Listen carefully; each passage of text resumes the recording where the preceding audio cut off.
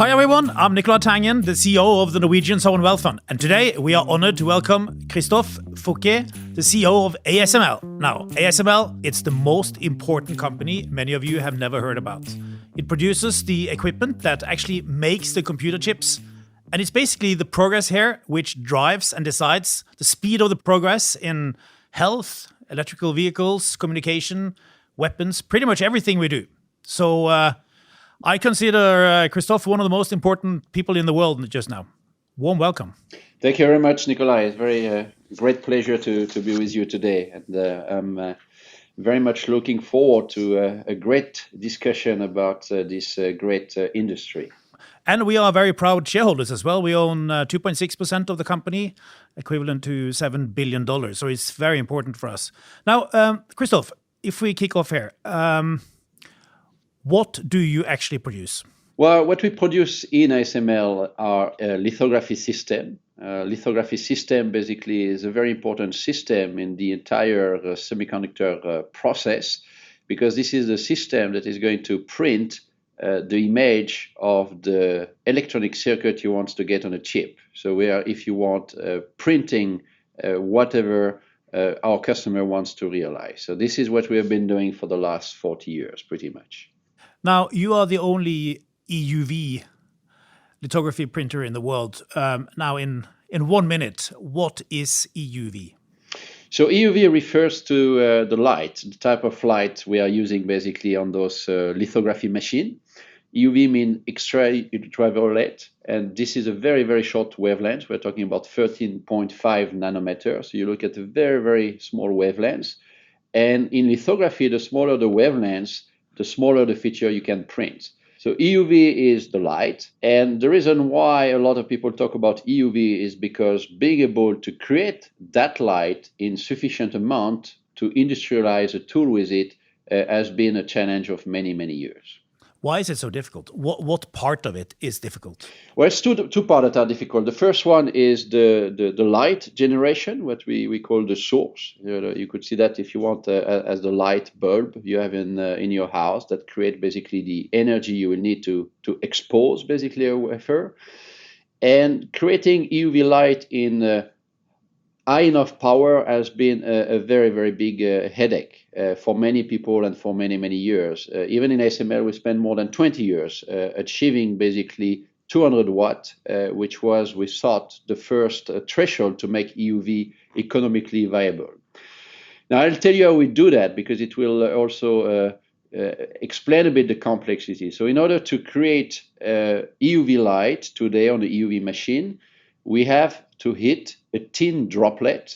So it's a very, very small droplet of material with a very high, powerful CO2 lasers. And when we hit that droplet basically with a very high, powerful laser, electrons start to go from one place to the other. And as they do so, you have the EUV light creation. Now, to give you an idea, we hit a droplet 50,000 times per second. And to be honest, I was simplifying things a bit. We don't hit the droplet once.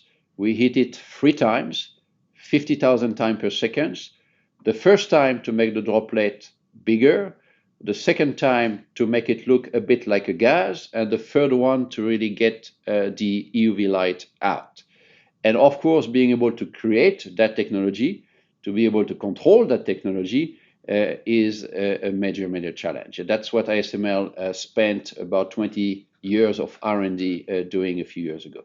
And you are pretty much you are the only company which does this in the world. Well, yes, we are the only company who can do it, I will say, in a way that can be industrialized. You have a lot of course, research center that can create EUV light, but not in this amount and not, I would say, so systematically. I read somewhere that your latest machine is the size. I mean, it's not exactly pocket size. It's the size of a double-decker bus. That's right. That's right. And I saw somewhere that to transport this one machine, you needed 7 planes and 50 trucks. Yeah, it's all correct. And the size of the tool is related to the second biggest challenge we have on UV, which is the optic itself. Because once you have the light, you need to be able to guide the light first to the reticle to take the image you want to print on the wafer, and then to the wafer to print it. And in order to do that, you need to work in vacuum. You need to develop very complex material. I won't share what they are for obvious reason. And that's also something that together with Zeiss, our partner this time, we also spend many, many years to bring together. So you could see EUV as a double challenge, the source and the optic. And the rest, you could say is pretty much looking like a normal scanner. So you basically need this to make the chip smaller and smaller, and which kind of brings us to Moore's law. What? Just briefly, could you explain Moore's law? Well, I think you have many, many versions of Moore's law. If you listen to people, and that's one of the reasons some people tell you Moore's law is dead or has died already many years ago. The version of Moore's law I like is the one that said that you have to double the density of transistor on a chip every 2 years. And that's a law that have been executed and is still being executed. It's something that logic customers are doing, company like Intel, TSMC, Samsung. It's also a law that DRAM customers are following. And that need to double the transistor density every 2 years is key, basically, to deliver performance, to deliver today AI, for example. We have AI today because we have gone far enough on Moore's law so that we have enough, basically, computing power to start to train the type of model AI is looking at. And how much longer can this development continue, you think? Well, so here, if you look at, in fact, that law, recently, this has, in fact, accelerated because AI has demanded even more. So if you look at AI, people who do AI, they don't want to double the density of transistor every 2 years. Right now, they want to multiply it by a factor of 16 every 2 years. So this is the type of new law you're looking at when it comes to computing performance, high computing performance for AI. So you see, in fact, in this case, a strong acceleration of the performance need and demand. So, you could say it's getting, of course, maybe harder over time to get this density. But so far, people have been creative enough to keep going. And I think we continue to see that. So the question, when does it stop? I could say never. If I'm a bit less bullish, I would say it won't stop at least for another 20 years, and we'll see after that. But I think this is still a long-term enough view. So I think we believe that the level of creativity in this industry, far beyond just ASML, by the way, is such that we will keep going for quite a long time. I'm sorry, just to get that straight. You think you can increase complexity by 16 times every 2 years for the next 20 years? Well, this is what our AI, people want, right? This is what the AI company wants. Now, the problem with that today is that if we were to go on this path, cost is an issue. And as you know, of course, energy consumption is an issue. So that demand has to be, I would say, fulfilled through major innovation in our industry. Major innovation in logic, again, Intel, TSMC, Samsung, in memory.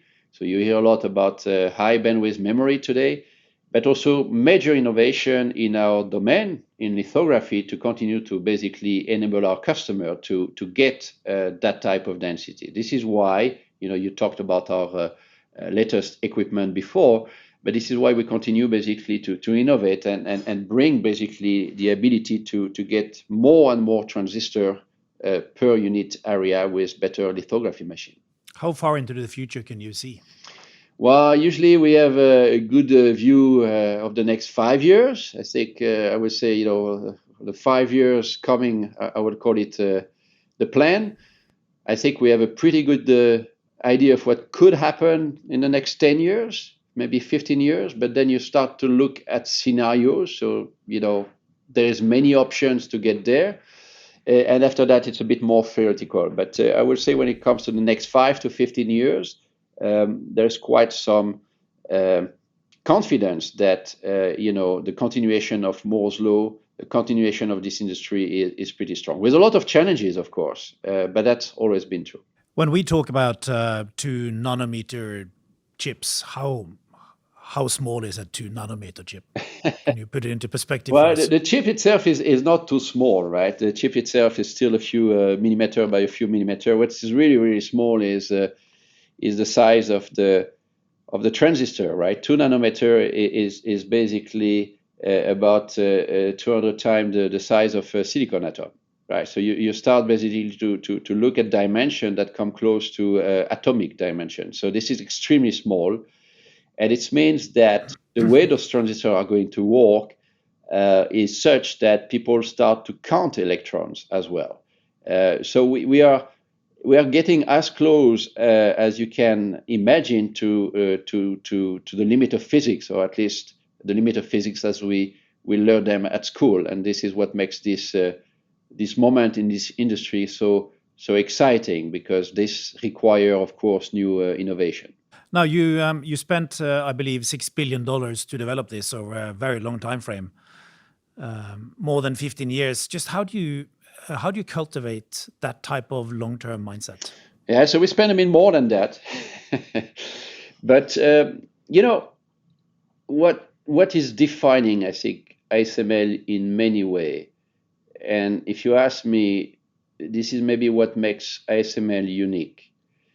We do things because we believe this is the right things to do. And when we look at EUV, if you go back 20 years ago, we looked at different options that could be used for lithography.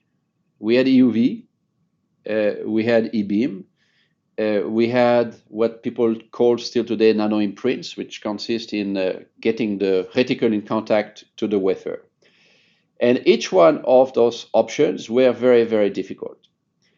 And we picked EUV not because it was the easiest one. In fact, EUV was less advanced, most probably, than E-beam or basically nano imprints.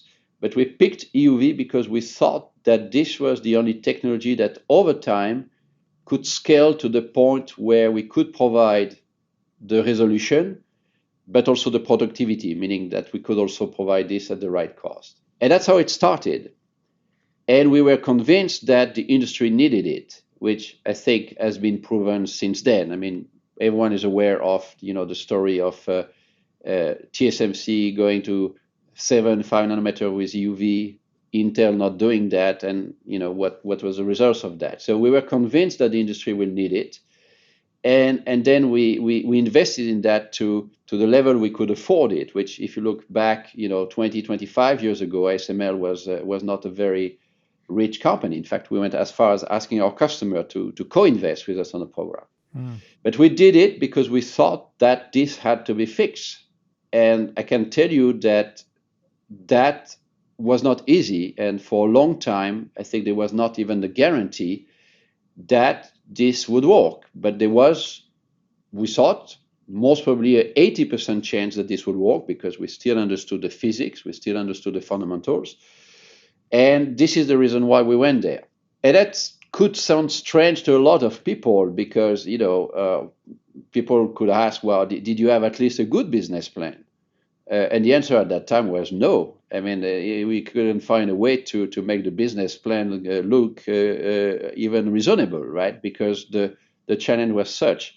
But there was this belief that if we get it done, and if this allowed the industry to move forward, this will be good for the industry. This will be, of course, good for us as a result.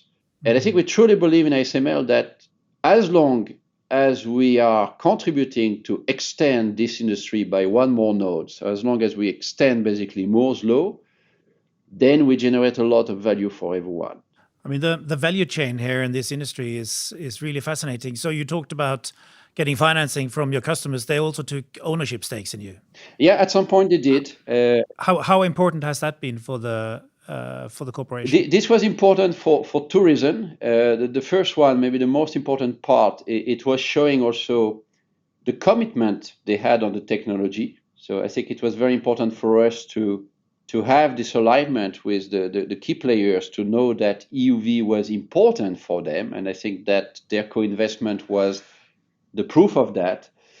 And, again, at a time where the ability for ASML to invest in R&D was for sure less than it is today, this also gave us enough fund practically to accelerate the development of EUV. So I think this co-investment program most probably accelerated the whole EUV program by, let's say, maybe 3 to 5 years, which is significant. And again, we had partner. We had people that days after days, night after night, were working with us. We're together on the same trip to get EUV to work, and that's very important because if you're going to do something that difficult, you feel better if you're not alone, right? Absolutely. Talking of which, you also work very closely with Zeiss on the optics. Tell us about that relationship. So this is a German optics company. Well, so when Zeiss and ASML talk about the relationship, we say this relationship is worse than a marriage because we can never get divorced, right? We have created a level of interdependency between the two companies which is extremely high. And the reason for that is we made the choice from the very beginning to focus on what we were good at. And Zeiss is extremely good on optic. They have become excellent over time. Of course, they have gone also through their learning for more than 30 years. And their learning has allowed them to be able to do something like EUV or even INA today, while in parallel we were doing the same learning basically on everything else that lithography has to provide. Why don't you merge? Well, because I think you need to want it, and I think this has never been the case.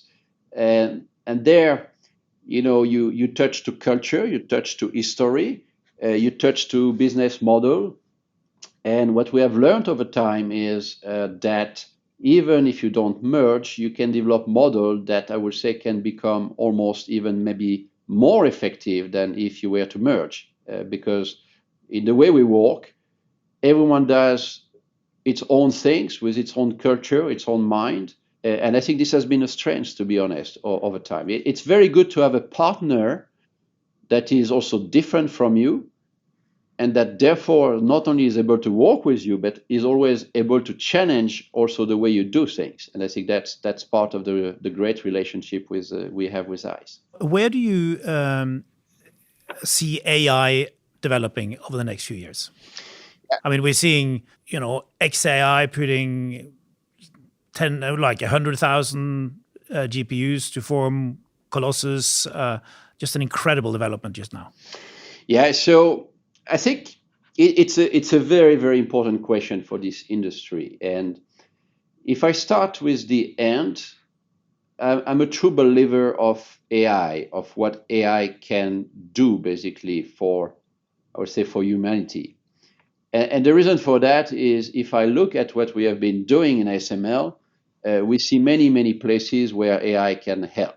The most important part, I think, is R&D at the end. I think the strongest potential value of AI is to be able to accelerate our learning cycle. So in some way, accelerate R&D and improve our product. And all of that can be done because in the past few years, the amount of data we have been generating to develop our product, but also the amount of data we generate once our product are running at our customer is enormous.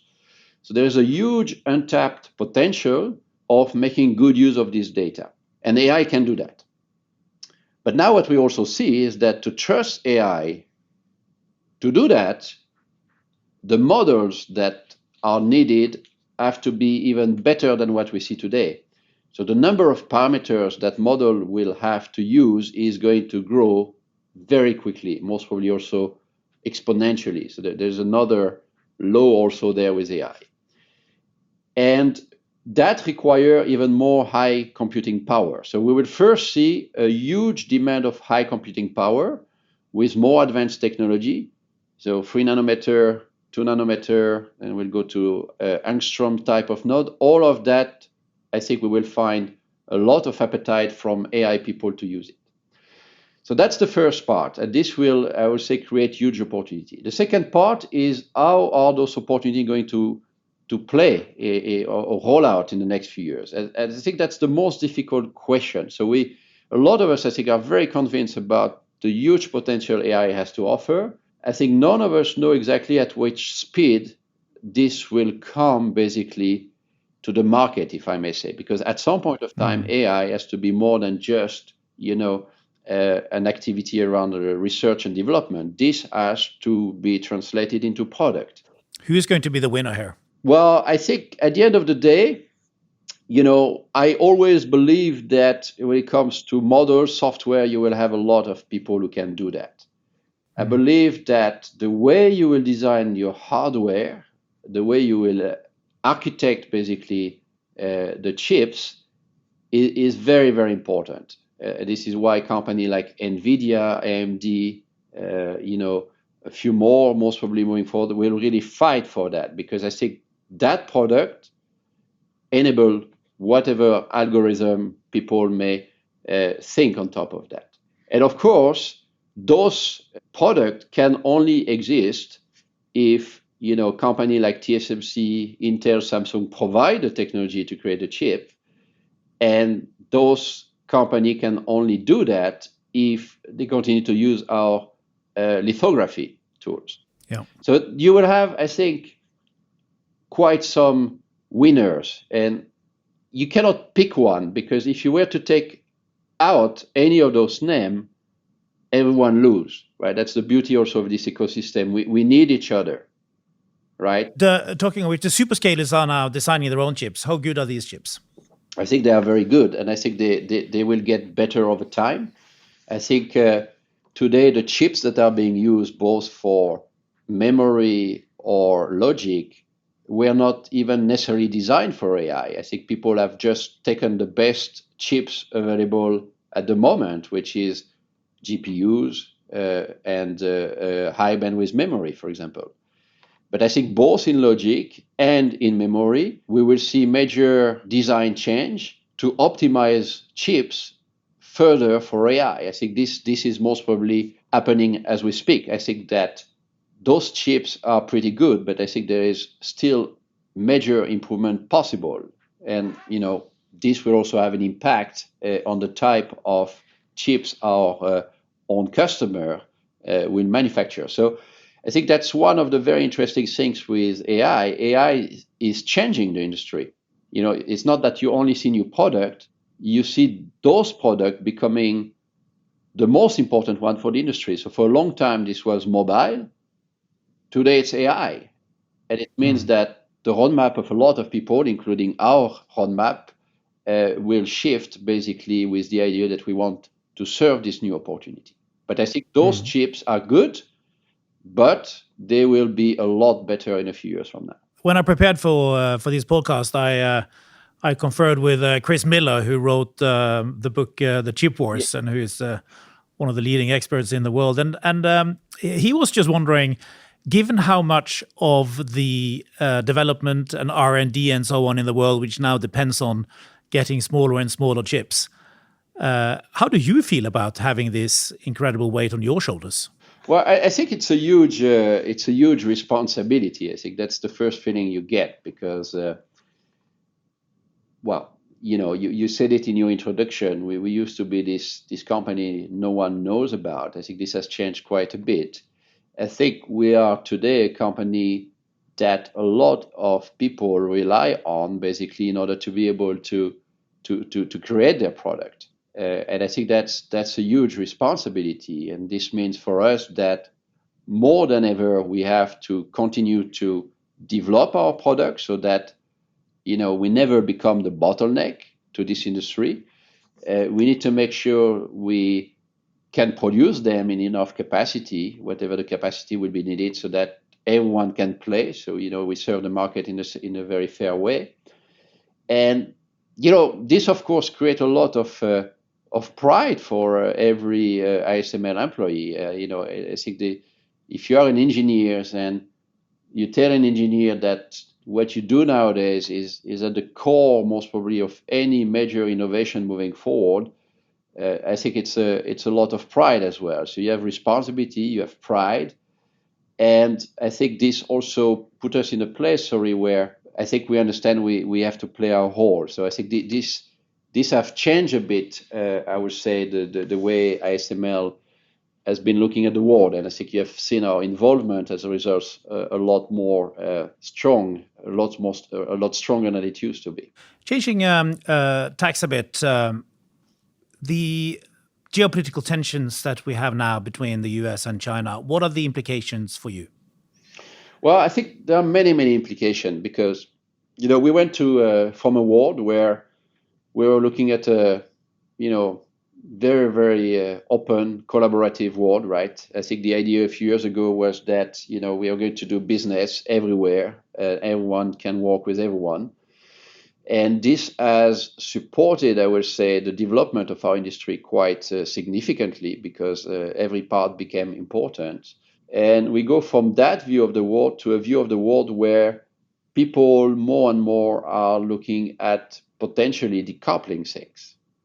And this changed, of course, everything because the way this industry was designed, the way this industry has developed, was based on the previous rules. It was based on a completely open market. It was based on the idea that you can basically use the revenue of more advanced products, the revenue of less advanced product that you have developed a few years before to fund the development of more advanced one. So you had this balance, which I think is a bit being put in question. So this requires quite some adjustment, and I think we see two main risks on that. The main one is cost, because if you get less revenue, you have less ability to do R&D, except if your cost increase. If you are limited in geographic area to produce things, cost could also goes up. I think we are all very much aware that, for example, that when it comes to to manufacture chips, the US, Europe are a lot more expensive than Asia. That also most probably slow down a bit the innovation because, again, we used to have this very open ecosystem. And this may be also a question. So this makes things, of course, a bit more difficult or potentially a lot more difficult depending on how far you push basically the decoupling model. So it's very fundamental. Yeah, no, absolutely. How far behind is China here now? Well, I think I've said that a few times publicly. I think, and a few people have said that. So China doesn't have access to EUV.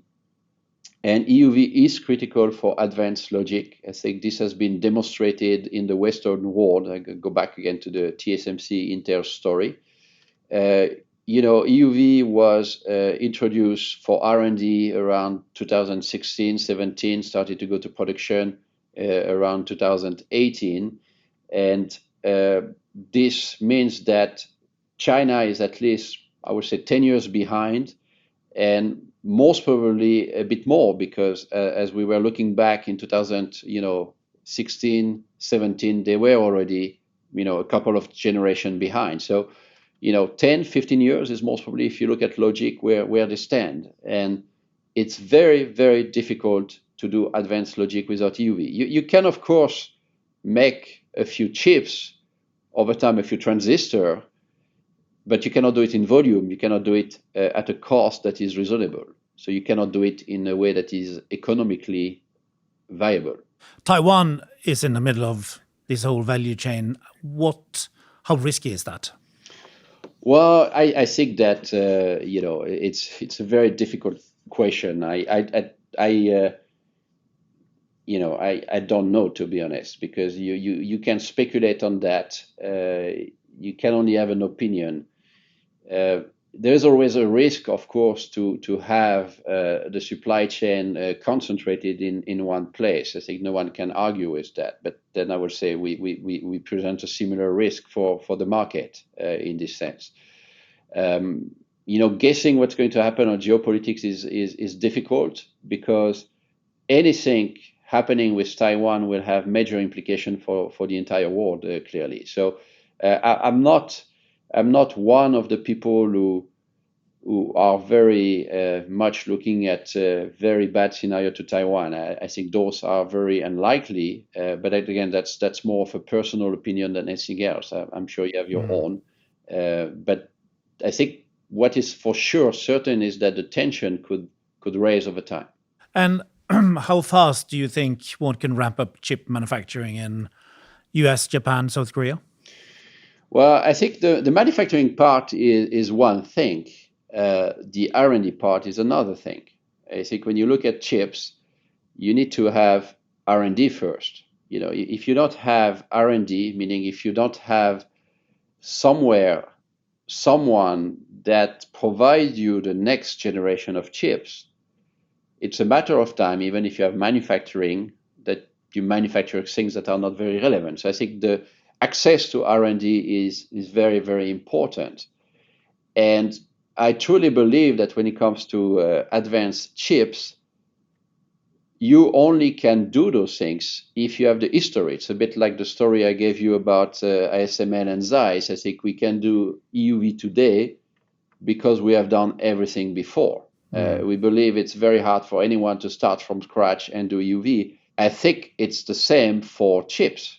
I think the idea that someone could just create an R&D center and be able to do, a 2 nanometer or 1.4 nanometer, I think is, from my point of view, extremely difficult, if not impossible. And that's where you see those cooperation. Even, for example, Japan, of course, is looking at doing 2 nanometer logic, but this is using technology from IBM, right? So you cannot just come out of the blue on those kind of things. So if you don't have it, I think it takes a very, very long time.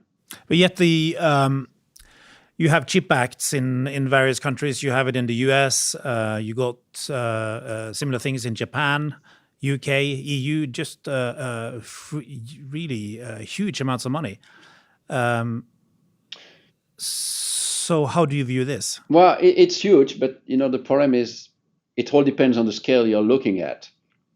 And I think CHIPS Acts, from my point of view, are good to motivate people to restart the engine or to do some initial investment. But I said it a few times already in discussion, cost is very important for this industry. You need to get it right. And the problem with CHIPS Act is that they don't solve that. CHIPS Acts can help you to put a factory, to buy some tool, to get going for one node. But what's very important, it's a discussion we have with many governments, is to also make sure that you create a condition where you can compete on cost and on flexibility. Because, subsidies are usually something that do not last forever. And if over time you don't solve structurally competitive disadvantage you may have on cost or flexibility, the fact that, you boost for a while the R&D or the construction of new fab is in no way a guarantee of success for the future. So I think that's the part I think that is very important to understand. This industry is very competitive, very sensitive to cost. Chip tax, I think, have helped to recreate a bit some activity and some interest and give a chance again for some country to restart in semiconductor. But all those countries will have to make sure that they become competitive. And I think that's a very that's most probably a more difficult part. Of the 50 largest technology companies in the world, only 4 are in Europe. So a naive question here: why is that? Well, I think it's it's a very tough question in Europe, and if you knew the amount of time we spend having this exact same discussion, but I already touched on some of that. I talked about flexibility. I talked about cost. This is very important. I think access to capital is also very, very critical. You need to be able to invest. I think today access to capital is a lot stronger in the US than it is in Europe. I think you know that very well, right? But a lot even of the capital usually being used to invest in Europe come from the US. So that's something people underestimate. That's very important. Access to resources, to electricity, power, the price of the power, all of that are very, very important things. And you see a lot of those debates happening today in Europe. These are discussions we're having, of course, with our government. We made a decision to extend ourselves, in the Netherlands because that makes sense for us. But we only can do that if we have the infrastructure, if we have the energy, if we have all those things. So the reason why you have less company in Europe than maybe other places of the world is because those things today are just more difficult. And Mario Draghi just published a report in Europe, which I think described that very, very nicely. And now what's important is to have the political will to reinvest in the future and basically create opportunity. I think that's very, very important. And are we going to see this? Well, I think it's almost, a matter of life or death at some point, because what if you never see it? Yeah, so what is left in a few years from now? So I think you see more and more people talking about this in more and more countries, because I think it's a will for the people to really be able to have those interesting companies, those interesting jobs. I was talking about ASML. I was telling you about the pride of our employee. I mean, any educated person in Europe wants to have a chance to work in a great company. It's fine to talk, but are things happening? I think they are happening. I think we could easily agree they are too slow. I think that the dialogue between politics and industrial is most probably increasing in Europe. The challenge most probably will be to make sure we bring the entire population on board, because those topics are not always easy to explain, and these are not the topics that maybe are the easiest for politicians to pursue to get elected. Now, Eindhoven is a small town of 45,000 people on the Dutch-Belgian border. It's not the obvious place for one of the most important companies in the world to be situated. How come you ended up there? Well, I think we used to have a bigger brother called Philips. You know that Philips used to be an extremely successful company, and Philips created, back 40, 50 years ago, a lot of basically startup, and a lot of those startups became significant companies. So ASML is one of them. I think ISM International is another one, right? So we come from the same roots in some way. And Philips also had developed this culture of innovation. So ASML is sitting in an area that we call the brand port, and the brand port is still a very lively area in Europe when it comes to innovation. I think that's still built on the old concept of Philips. So that's why we are here. And I think over time, we have developed a very strong ecosystem. We talk a lot about, ASML, we talked a bit about Zeiss, but our supply chain is critical, of course. We talked about the optic, but mechatronics is very important, and all of that is also done in Europe, in Netherlands, in Germany. So there's a lot of critical companies that are also contributing to our success. Of course, they are a lot less known than ASML, so they are still a bit obscure, most probably. But they have been growing with ASML. So I think the whole supply chain around, Eindhoven, even in Eindhoven or Eindhoven, which is the bigger city on the side, are very critical. How would you describe the corporate culture at ASML? I think, what people usually say first about ASML is that this is a non-political organization, meaning that people don't do things basically in order to gain credit for themselves. They do things for the good of the company. And I think that's something that is very, very strong. And this creates both a style of management, but also a style of interaction between people. So I'll give you an example. Our employees feel very natural to challenge us on anything. I'm the CEO of the company. It doesn't mean that people don't argue with me.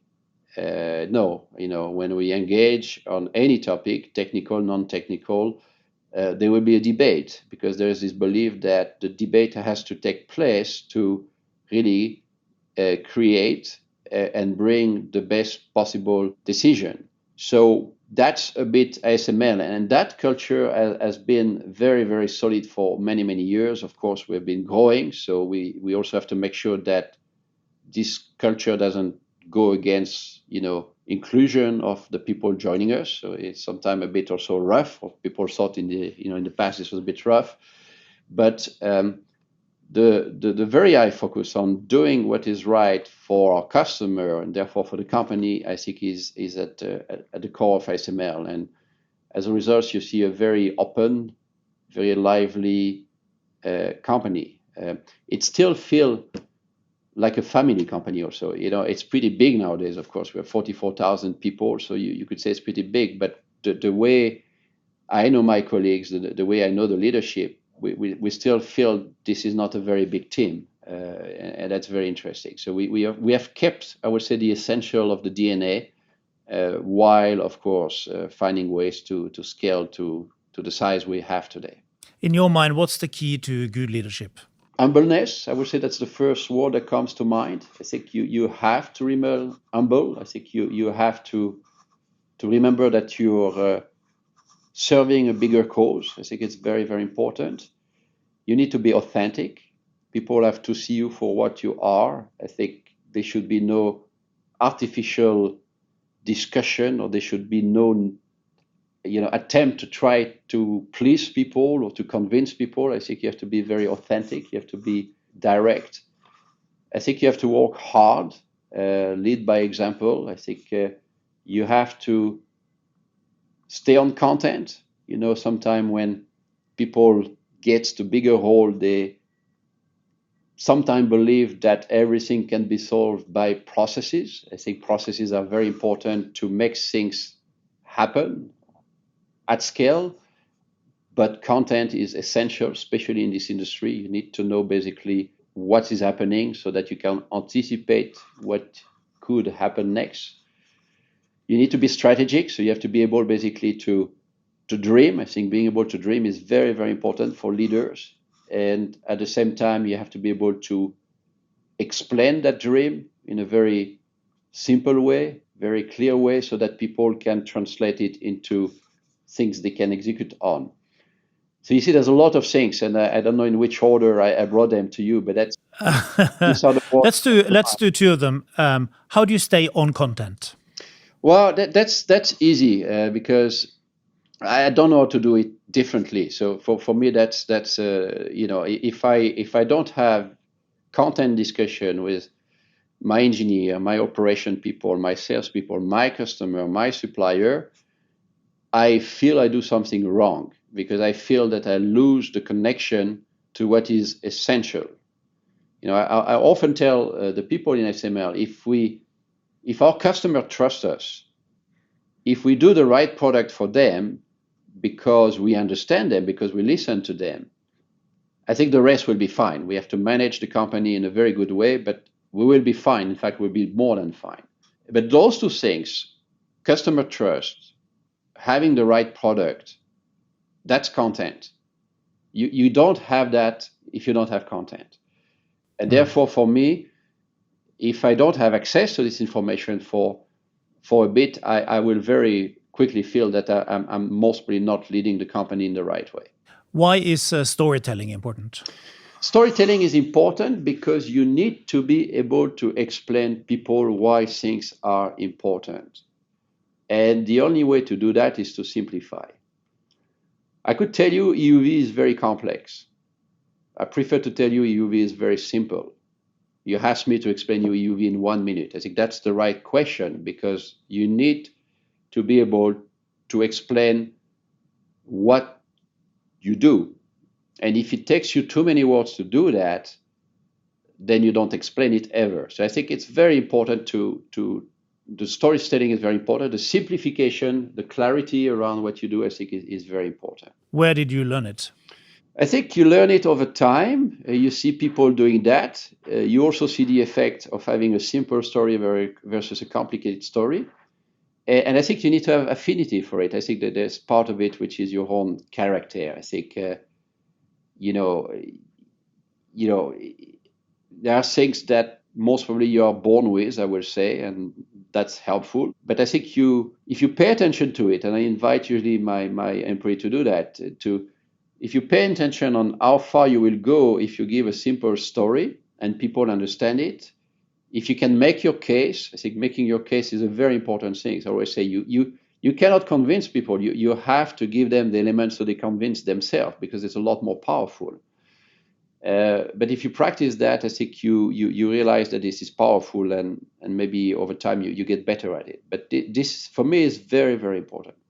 What is driving you personally? I think If you are to go really deep psychologically. I think solving problem. I think I always say, if I look at the different job I had in my career, I think they have a few common points. Solving problem is one of them. So if you're an engineer, you have a problem, you look at data, and then you come to a solution. I think the same is still true if you're a CEO. Of course, the problem is a bit different. You look at the problem is mostly what does this industry need in the next 5 years? Second problem is how do we make it happen? Third problem is how do we fund it, etc., etc. But these are still problems you have to solve. And I think you have to make the problem, again, simple so that you can have a solution. If you think the problem is complex, you will never solve it, right? That's the way it works. So solving problem drives me. I think that the contact with people is a major driver. I feel blessed in this industry. I mean, everyone you meet is just inspiring. I mean, you go have a talk, a dinner, or a meeting with anyone in the semiconductor industry. It's just a blast because people have great experience. They are pretty humble. I think they share this need to bring something positive, and again, maybe this need to solve problems together. And I think the connection to people has been always a very, very, very motivating factor in my career. Still today, and the last thing I will say is I enjoy what I do very much. So I take really great pleasure in doing what I do in ASML, and this is true today, but it's been true for the last 25 years in this industry. There's not been one boring day. Good for you. So, Christophe, if you were to go a bit deep, why do you work so hard? Is it a particular person you wanna prove wrong, Yeah, or no, does it come back to some type of inferiority complex that we all had when we were younger, or what do you think? no. There is a time in your career. I think you have to be honest. I think the first part of your career is about proving yourself. I think I truly believe that. And I truly believe that because I still remember the day I felt I was done with that. There was a day I say, okay, I think I've proven what I wanted to prove to myself, maybe to my friends, my family. And then you look forward and say, okay, what's next? And I think what's next after that is, okay, what can I do to help? And where is the place where I can do something that matters, that can really help? And when I became the CEO of ASML, when people asked me to become the CEO of ASML, this was one of the two questions I really had. The question was really, if I'm going to do that, can I really bring something? This company is great. With Peter, Martin before, they have done something extraordinary, even intimidating for most people. So if I do it, am I going to do something that could be, really good? And it was very important for me to be able to answer yes to that question in all honesty, not, but very fundamentally. I think it's for me that when you don't have to prove anything anymore, I think it's very liberating. So I wish everyone that this come as early as possible in their career. And then you have more space basically to really think about what can I do to be useful, or what can I do to help. Tell me about the day where you felt you had no more to prove. Well, it was, I always wanted to either run my company or run what I would call a company within a company. And this happened in ASML. In fact, when I took one of the product unit, this was the application product unit, which was a very new unit. I'm looking back now at 2011 or 12, I forgot exactly. So it's more than 10 years ago. And this was really what I wanted. I never wanted to become CEO. I never wanted to be part of a board of management. I wanted to do that. And then I had it, I did it, and it went well. And then after that, most probably I was more free than ever. And I think in many ways, this most probably what also allowed me to come to where I am today. How do you relax? Well, I don't get stressed, so that's the best way to relax. Is I was just explaining to one of my employees today that stress is not a good friend. So I'm it's I don't know if this is surprising or not, but I don't feel stress even being ASML CEO. So that's one thing. And when I want to do something that I really like, I like to go to the opera. That's one thing I like. I like music a lot. So, it's nice things with technology nowadays. You put the AirPod and you can be in your world with your music. I like to do that a lot. I like to sport when I have a time. I love to be with my family, with the kids, because what is nice with children is they force you to forget everything. Simple things, I would say, very, very simple things. I find them very healthy. And by having them all the time, for me, I think, it never brings me to a place where I feel stress. How do you make sure you don't get stressed? Is it genetic or is it something you have trained? I think most probably something I have trained because, well, I would not say my parents were not stressed. So I think most probably something I've trained, maybe also as a reaction to that. But I like, when I need to think, when I need to decide, I like to feel that I'm calm. I feel that usually it's a much better state of mind, basically, to make decisions. So I think it's practice. Some people do yoga or things like that to reach that. I don't do that, but that's more in a. I notice breathing is very important. The way you breathe in life is very important. I always tell people when you're going to make a big presentation, you have to watch the way you are going to breathe for the first 30 seconds. Because if you breathe too fast, then your presentation will go wrong very quickly. So you have little things like that. But I think it's practice, most probably. When do you go to bed? And when do you wake up? Well, that depends entirely. I would say, in normal day, meaning when I'm at home, and I would say I'll sleep 7 hours, maybe 6, 7 hours. When I travel, that can go down to 3, 4 hours, and that doesn't disturb me. So, the energy level, my energy level is usually pretty high, and I need to rest, usually short time. So sometime I can fall asleep in a car. It's happened very often between meetings, and 10 minutes can get me back to the max energy level. So, it's one of the challenges I think with this life, and I think physically you have to be able to take it, but you don't have a rhythm. You have to learn to live without a rhythm, because if you want to have a rhythm, I think it's completely. So you have to learn how to sleep in the plane, sleep in the car. All those things are important. Where does energy come from, you think? I think I think it comes to what I said before. I mean, doing what I do today is an unbelievable privilege. I mean, being the CEO of ASML is, there's so many good, interesting, exciting things happening every day that the energy just flow. It's like coming from all parts. I told you about the people I meet. I mean, every time I go see customers, suppliers, the discussion we have are so deep, right? So exciting. I mean, we talk about so exciting stuff. I mean, when you grow as an engineer, I study science, right? And you work in a company that pretty much allow you to do any of your dream as long as they become a product someone can use in a factory. I mean, did we dream about anything different when we were engineer? I don't think so. So that gives you a lot of energy. What do you read? I like to read literature, novels, because I like to kind of move away. So if I have free time, I'm not going to read business book. I don't like business books. So sorry for anyone writing them, but I don't find this inspiring at all.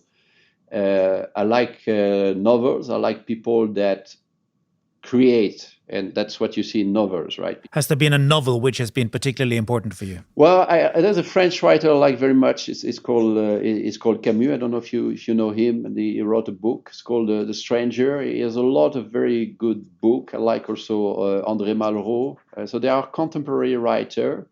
I like the style. I like the modernity of it, and also the creativity. So it's very interesting. It's both creative, but not in a very obvious way, like maybe older literature.